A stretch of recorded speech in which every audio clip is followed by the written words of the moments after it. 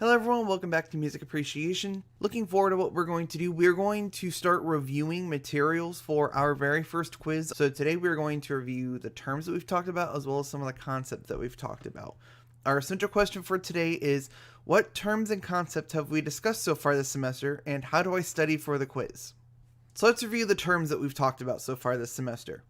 So we've talked about timbre. Timbre is the quality of a sound. It is also referred to as the color of the sound. Every instrument thing ever has its own timbre. That's how you can tell a trumpet is playing versus a flute. They have different timbres. They sound different, so you can tell what each one is. Sound is created when something vibrates. That creates vibrations in the air that are called sound waves. So when I talk, my vocal cords vibrate the air. Those travel through the air, and if like we were having a face-to-face conversation, those sound waves would go to your ear, they would go into your ear, and then your brain would interpret those vibrations as me talking. Pitch is how high or low a sound is, also denoted by letter names. So those letters are A, B, C, D, E, F, and G. The reason that we use these letters, like I've said before, is because if I'm in my band class and I want a student to play a specific note, I can say, hey, trombones, play a G for me. And they would know what pitch I'm talking about. Instead of trying to like, hey, play this random something here or play this certain frequency of pitch. No. We use letter names so that I can just say, hey, play an A. And they know what I'm talking about. Rhythm is a sequence of long or short sounds and silences. So again, that's a weird definition, but it would be, for example, an example of a rhythm could be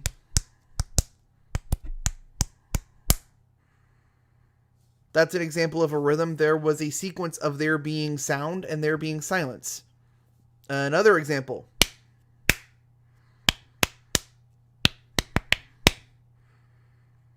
That was a sequence of there being sound and there being silence. Therefore, it's a rhythm.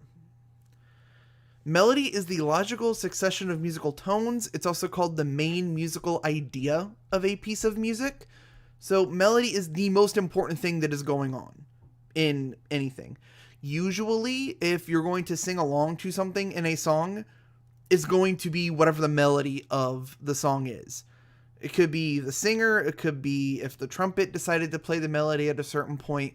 It is whatever the main idea, the thing that the music wants you to be really paying attention to at that particular time. That's the melody.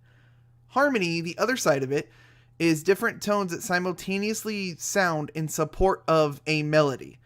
Chord progressions are examples of harmonies. So harmony is there so that the melody isn't all by itself. There's the melody that's the most important thing, and then the harmony is the thing that supports it. It's there alongside it. Other terms we talked about tempo, which is the speed of the music, the pace at which the music moves. Then the two that are more confusing than most of the other ones, genre is a general type of music which shares similar characteristics. And then style is the character of a musical work, performance, or historical period. It is used to create the categories of a genre. So, for example, genre could be metal. A lot of metal songs share characteristics like overdriven electric guitars. Sometimes the singer has a very gruff or almost yelling voice. There's a lot of very loud drums. There's usually guitar solos. All of these things in metal, normally the songs in that genre are going to share those characteristics. However, genre is describing a specific piece of music. So a certain song has guitars and a yelling singer and a lot of drums and a guitar solo. That's just that one song has those things. But when you have 10 songs that all share those similar characteristics, then you can put them into a genre. So style is describing the specific song, but genre is the group that you put them into based on those style things. And then finally, the last big term thing that we talked about is mood, the emotion that the music brings out of you. Basically, is it a happy song, sad song, anxious, happy, heartbroken? What is the mood that the song has? These were our basic terms that we're going to use to be talking about music basically for the rest of the semester, because every piece of music that we would ever listen to, whether it's on the radio or classical music or from any other country that we talk about, all of these things are going to be a part of it. You can use these words to describe any music we could ever talk about. Moving on. We talked about 4 basic instrument types: string, woodwind, brass, and percussion. So string instruments, the sound is created by a vibrating string. Examples could be guitar, harp, cello, violin. Anything with a string is going to be a string instrument. Brass, the sound is created by the lips vibrating in the mouthpiece. Remember, basically the instruments were kind of a long tube, and you had the mouthpiece on one end that you would vibrate your lips into. That is what creates the sound in a brass instrument. So examples could be trumpet, trombone, French horn, tuba. Those are all created by the lips vibrating inside of the mouthpiece, and that is what creates the sound. Woodwinds, the sound is created by a wooden reed vibrating. For example, we looked at a saxophone. This is a saxophone mouthpiece. So this is the end that goes into the player's mouth when they're playing. And on the bottom here, I have a plastic one, but most of the time they're going to be wooden. But this is a reed, so that when the person is playing, when they put the mouthpiece into their mouth and they're playing, it makes that wooden reed vibrate against the mouthpiece, and that's what makes the sound of a woodwind instrument, is that reed vibrating. Now, an instrument that is a woodwind that does not use a wooden reed is a flute, because flutes use a similar concept to if you're trying to blow over a bottle cap to like make it whistle. That is how a flute plays. You blow air across the top hole. And the reason, again, that it is called a woodwind, even though it doesn't actually use wood, is because when people first started making flutes, they made them out of wood. So that's why they're called woodwinds. Nowadays, they're made out of metal, because a metal flute is a lot easier to hear, and it cuts through a group a lot easier. So if you had a wooden flute, it'd be a lot more difficult to hear, but a metal flute is a lot easier to hear. That's why nowadays they're made out of metal. Then our 4th type, percussion. The sound is created by striking the instrument in some way. Cymbals, gongs, drums, xylophones, those are all percussion because you have to hit the instrument in some way to get a sound out of it. You use a mallet to hit a drum or a xylophone. You have to strike the instrument in some way, and then you get the sound out of it. That is percussion. Then we talked about how music is universal to us as people. Music makes us human. So music is not a universal language, but it is a universal phenomenon. Do not ever put on any material that I give you that music is a universal language. Music is not a universal language. It is a universal phenomenon. And what that means is that every human culture ever has had some form of music. It doesn't matter if it's modern America, ancient China, Inuit people in the Arctic. Every group of people ever have created music. That's why it's a universal phenomenon. Not every culture understands every other culture's music, so it's not a universal language, but everyone has it, so it's a universal phenomenon. Now, as we've talked about, there's always room to expand our musical listening to include more things, because we as Americans are very culturally diverse. There are so many different cultural influences that all mix together into our American culture. That's why there's always so many different kinds of music from so many other places that we can listen to and have easy access to.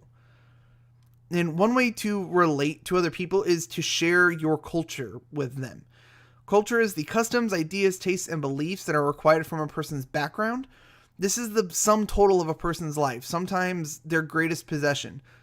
So one person's culture is going to be completely different from someone that grew up in a different time or grew up in a different place or even grew up in just different circumstances that they grew up in, their culture is going to be somehow different because of what influenced them as they grew up, as they were a part of their background. Different things influence different people, and that builds the culture that they live in. The reason that we talk about this so much is because when you see a historical account of a culture, especially like a documentary on TV, what you're going to see is the arts of a culture. From visual arts like sculptures, paintings, architecture, to different dances from different places around the world, to music, you see the art of a culture when you look back at a culture. That's why anytime you look at a documentary of like ancient Rome, you'll see things like paintings and sculptures and the Leaning Tower of Pisa. And when you talk about the Renaissance, it's, the Sistine Chapel and Michelangelo's David.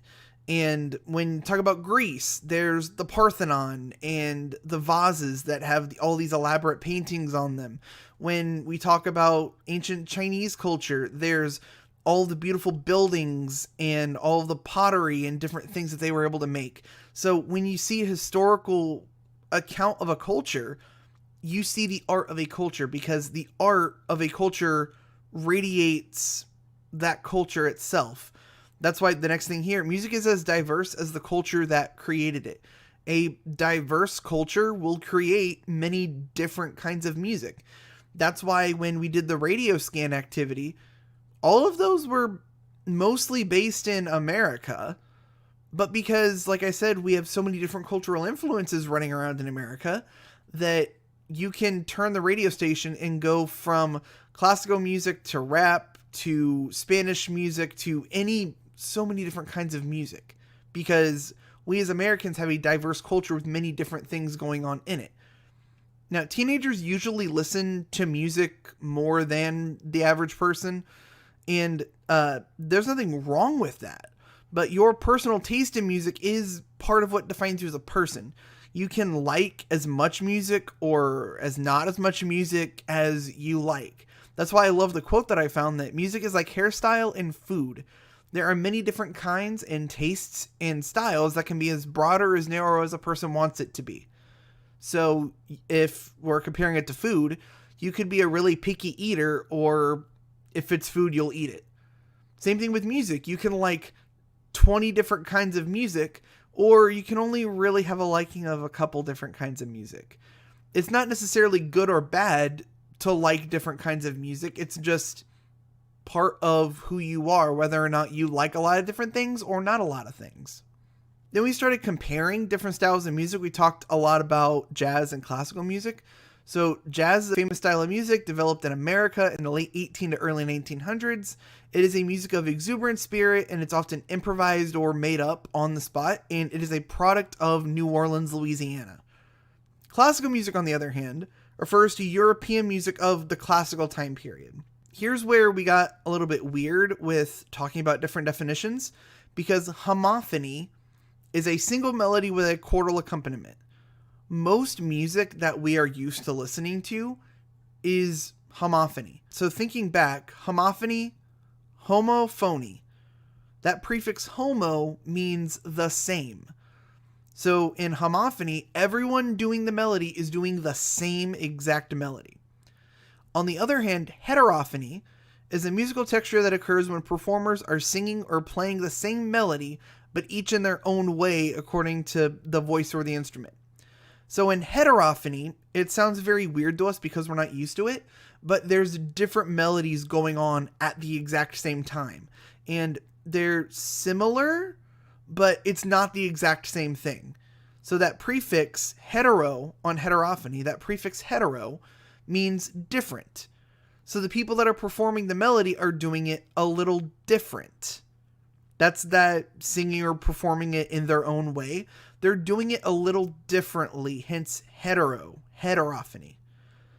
Again, homophony, that homo prefix means the same. So everyone doing the melody is doing the exact same melody.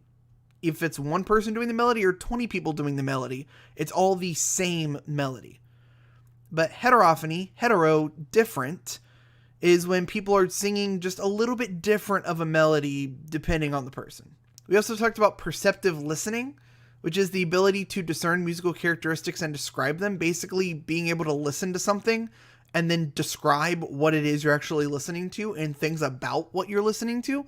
That is why we've been doing means, expression, and order things. Because if you're listening to music and you're able to describe the means, the expression, and the order, that means you are discerning musical characteristics and then describing them. You are listening to music and understanding what is making the sound, and then you can describe it. Or you're listening to music and are able to understand the feeling behind it and then can describe it. This is an example of different things that you can listen to in music and working on perceptive listening. That's why I do this so much, so that we can really practice perceptive listening and being able to listen to music and know what exactly it is we are listening to. Then, like we've talked about before, musical taste usually develops based on the music you listen to growing up. Usually people like the music from when they were teenagers to young adults, but then they also tend to like the music from when their parents were teenagers or young adults. Because when you're little, usually you're not going to be picking what you're listening to. Your parents or whoever you're living with is going to be choosing whatever music you're going to listen to. So if they like that kind of music, that's what you're going to listen to. And usually people will like the music they grew up with, so they like that kind of music. Not to say that you can't like music that you didn't listen to growing up, but this is the trend that a lot of people go with. We also talked about discovering new soundscapes. Before the phonograph was invented in 1877, the only way to hear music was to go listen to it be performed. If you wanted to hear the symphony play, you had to go listen to the symphony play. If you wanted to hear a certain artist sing, you had to go to where that artist was singing.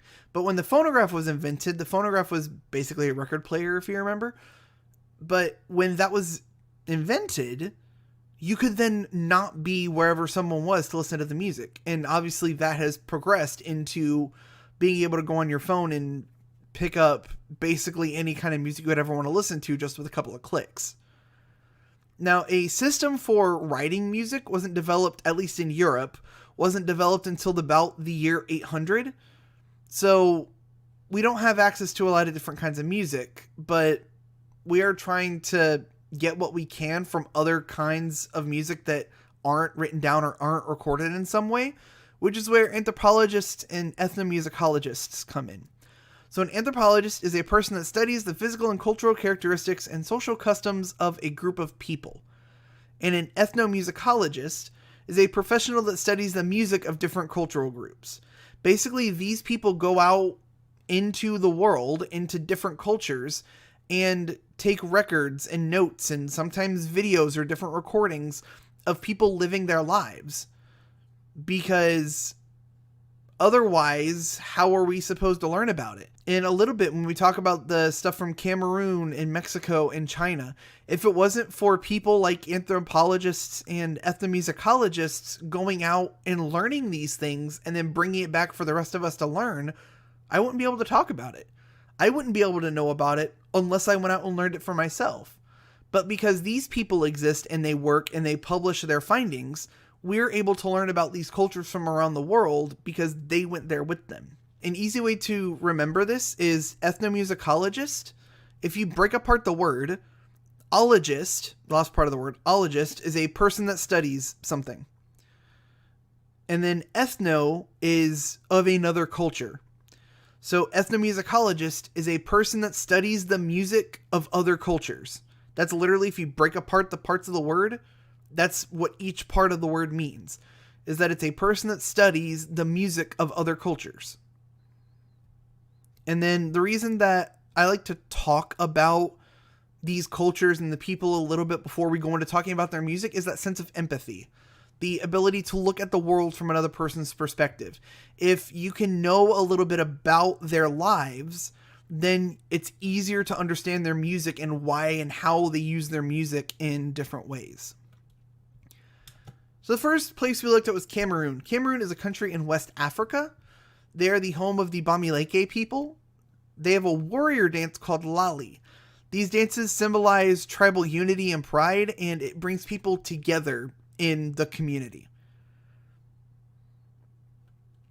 We also talked about Mexico, where native music, Spanish colonists, African slaves, and Caribbean immigrants all influenced Mexico's music, and that created a mestizo, which is a mixed culture, because all of these different influences came in and mixed together, so it is a mixed culture. Music is a very prominent part of life, from performing in places, weddings, funerals, ceremonies, celebrations, all kinds of different things. Music is used, just like lots of other places around the world. One type of regional music we talked about is from Veracruz, and they have 4 main instruments: the arpa, the requinto jarocho, the jarana, and the guitar. And the traditional songs are called sones jarochos. This is where I had you guys listen to La Bamba and try to talk about the music expression and order of that song. That was an example of a sones jarochos. The other thing in Mexico that we talked about was from Jalisco, the mariachi. Mariachi is a musical group with several violins, trumpets, a bass guitar called a guitarrón, a short 5-string rhythm guitar called a viola, and a normal 5-string guitar. If you remember, we did some assignments with this where you looked at different videos of mariachis so that you could listen to them, listen to how they sound, look at the different instruments involved, as well as their just general demeanor and look as a performance group. Then we talked about China.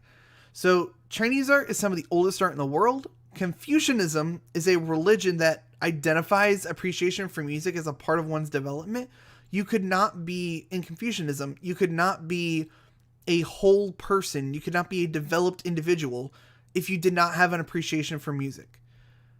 An example of Chinese music that we looked at was Peking opera, an art that combines orchestra with speaking, singing, acrobatic martial arts, and pantomime. The stories of Peking operas are normally taken from Chinese history and folklore.